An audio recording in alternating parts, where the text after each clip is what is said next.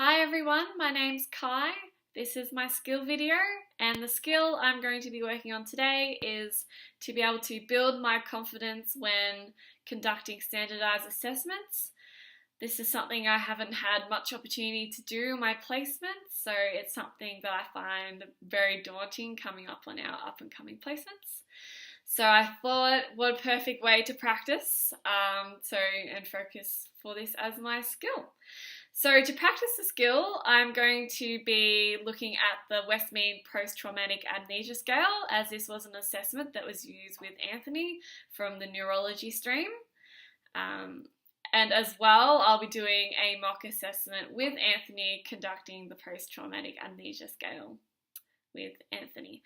So Anthony had a traumatic brain injury as a result of a motor vehicle accident, and so the aim of this video is for myself to gather information about the Westmead post-traumatic amnesia scale regarding how it is administered and conducted, what the inclusion and exclusion criteria is, how the assessment is documented in practice on the ward, and how you talk about it with other health professionals.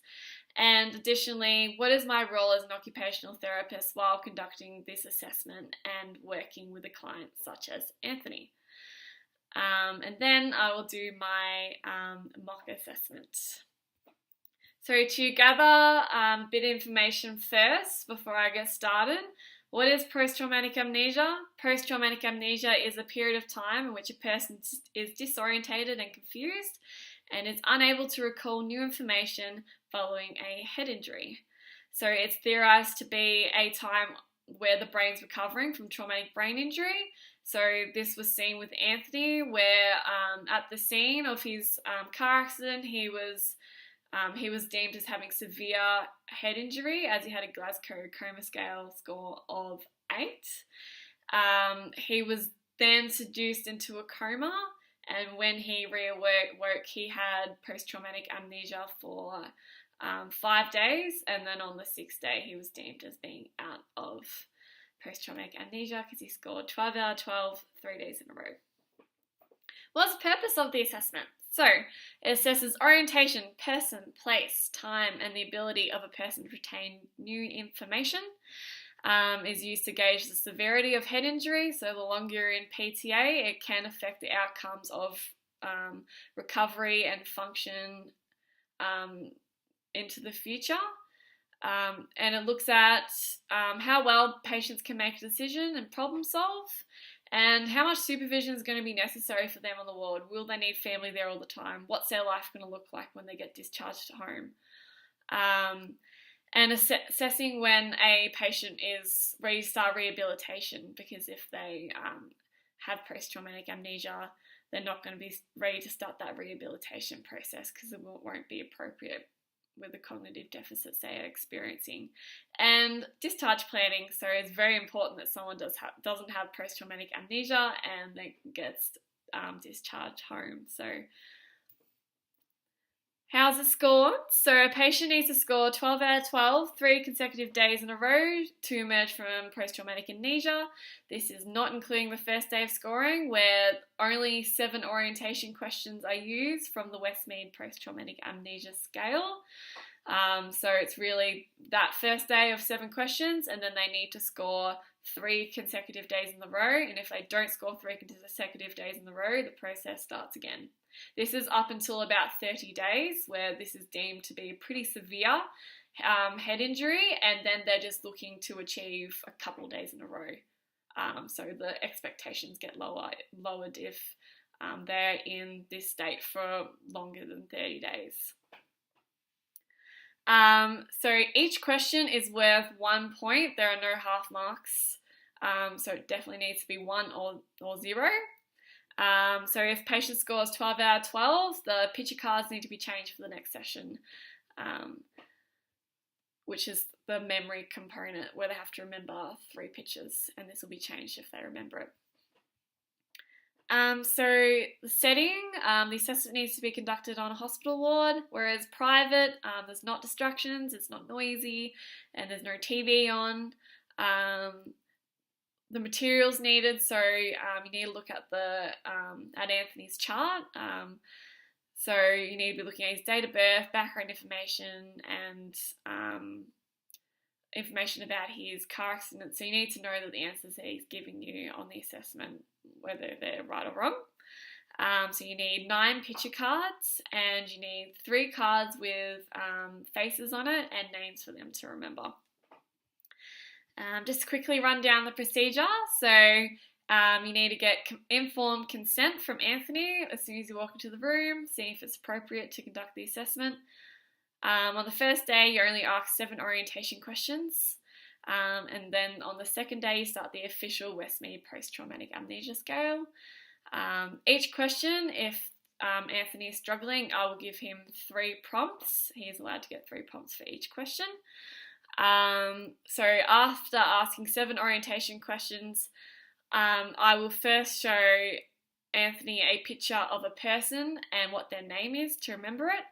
I will then go through and show Anthony the 3 objects that he needs to remember what they are, and then I'll go back to the picture. I'll give him a range of 3 pictures, and I'll say, what person did I ask you to remember before, and what is their names? And then I'll go through to ask him to recall what objects I got him to remember.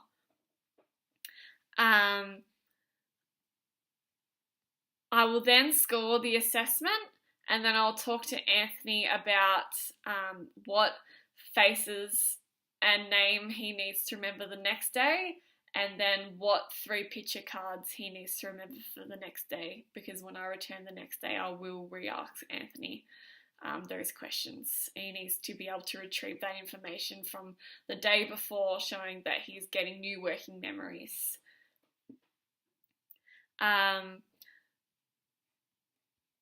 I will then discuss Anthony's score, and I'll talk to him about what he got right, what he got wrong, and I'll then document the assessment. So I'll be providing a score, what areas of the assessments were answered correctly or incorrectly, observations about what the patient did well, and I'll be looking at if I observed Anthony experiencing difficulty in other areas.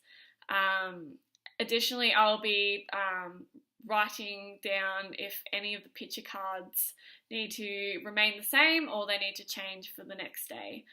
I will be additionally talking to my health professional team about Anthony's current state of his post-traumatic amnesia and anything that they need to be looking out for, and making sure we've got current and a flowing communication between one another, so we're all up to date on where Anthony's at. So the role of myself as an occupational therapist in this setting is that I need clear communication with Anthony, and so he understands what I'm saying. If Anthony gives me an incorrect answer, I will be proceeding to the next question, and we'll talk about it at the end. I'll be following the assessment directly so that it is standardised and Anthony doesn't get confused about what's going on. It's really important that I make Anthony feel comfortable doing the assessment with me. So this might be by making sure he's comfortable with me being there. If his family's there, I might ask them to leave if they're causing a distraction, making sure that we're building a therapeutic relationship and he trusts me. I need to gain informed consent each time I go to see Anthony and ask him if he is up to participating in the assessment. And I'll need to be making observational notes, as what I mentioned before, score, what needs to be changed for the next day or what remains the same. And it's really important that my communication to other health professionals is current and up to date, and I'm documenting everything. That documentation process is really key. Just because everyone might be spending such a short time with Anthony, we might all not get a chance to catch up, so notes are pivotal. Just quickly looking at the inclusion criteria. So patients need to have a closed head injury, and the testing time needs to happen after a patient regains consciousness and can communicate. They need to have a Glasgow Coma Scale under 15 at the scene, so indicating severe head injury, which is what Anthony has. Evidence of head injury via CT scans, and they need to be, they can participate at 70 years and over with no cognitive impairments. The exclusion criteria is patients with a head injury by penetrating missile or trauma, hypoxia, stroke, they are excluded from testing. Just because they were not included when the study was developed regarding the protocol for using it. Patients over 70 who have cognitive impairments cannot participate, and patients under the age of 7 cannot participate. Alright, so I'm just going to leave this one here, and then I'm going to do a mock assessment with Anthony in the next video. All the references for the procedure I followed will be included at the end on the reference list. Hi Anthony, how are you going today? Hello. My name's Kai. I'm not sure if you remember me from yesterday. Yep. Yeah? I'll be your occupational therapist today. I was thinking we could do a orientation and memory test to see how you're going with those things. Does that sound okay? Yeah. Okay. Before we get started, do you mind if I turn off the TV so you've got enough time to concentrate? Yeah, that's fine. Yeah. Okay. Is there anything else you need? So can you be able to see the pictures that I've got? Yeah, I've got my glasses on. So Okay, no worries. And the blinds open, everything like that. So I'll just have a quick look at your chart. How have you been feeling? Yeah, pretty good considering. Yeah. Must be hard to be here all the time. I get pretty bored. Yeah, that's pretty understandable though. So just to run you through about what we're going to do today. So it's called the Westmead Post-Traumatic Amnesia Scale. So it'll rate your post-traumatic amnesia if you're still experiencing it. Yesterday we did a bit of a modified version of the test where I only asked you 7 questions yesterday, and that was about your orientation. Okay. So this will have a few more questions, so this will have 12. And the first 7 questions will be looking at your orientation, yep. And then the last 5 questions will be looking at your memory. Okay. So there will be some cards you need to remember. So the first one I need to show you will be a picture of someone's face, and I'll get you to remember what they look like, yep. And what their name is. And then I'll show you 3 objects, and I'll get you to recall them to me at the end of what I got you to remember. Are you happy to do this today? Yeah, that's fine. That's fine. Are you ready to start? Yep. Awesome.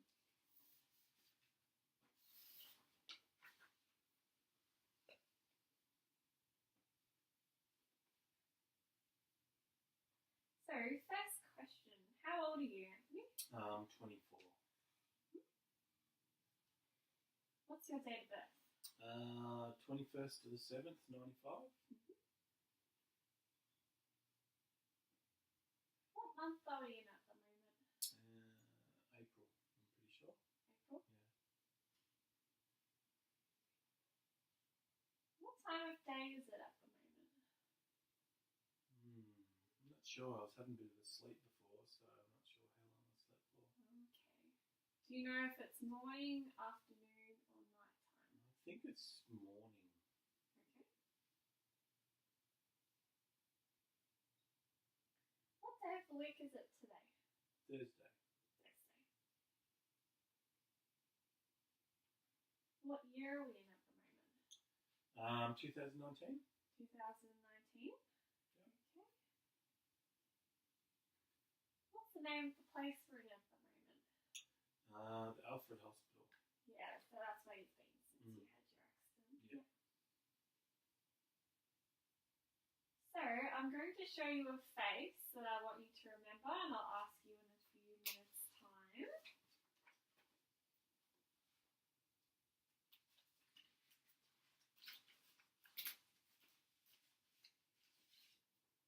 So this woman's name's Jess. Yep. You might be familiar with her. She's one of your nurses. Okay, yep. So I remember her. you remember her. I'll ask you her name and her photo face at the end. So now I'm going to show you 3 objects which I'd like you to remember at the end. So first one is of a fork. Mm-hmm. And then the second one is of a clock. Yep. Yep.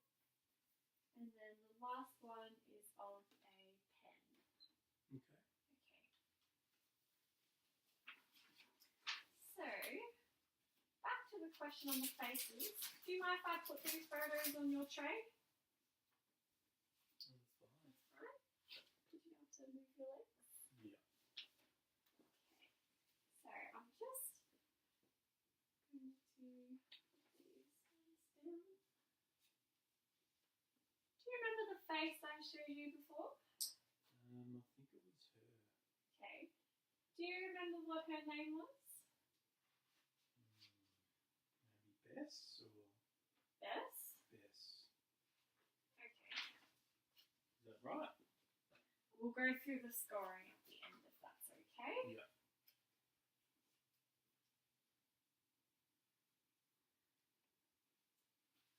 Now, do you remember the first object I showed you?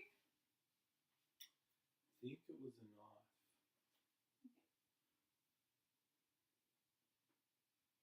What about the second picture I showed you? What was that of? I can't remember, sorry. Okay, I'll just give you a prompt. Yeah. So, was it either a clock, fork, or was it a pen? I think it was a fork. Okay. And what about the last picture I just showed you? Do you remember what that is? It was a pen. Okay.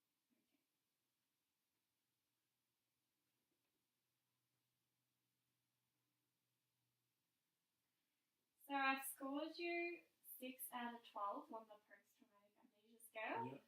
So it does mean that you are still having some problems with your memory and orientation skills. Okay, yeah. So I'm going to need to come back tomorrow and we're going to do another test to see how you're going. Yep. I'll just talk you through the scores. So you answered correctly how old you were, your date of birth. You did not identify what month we're in. We're in March. Oh, okay. We're not in April. Yeah, Yep. that's okay.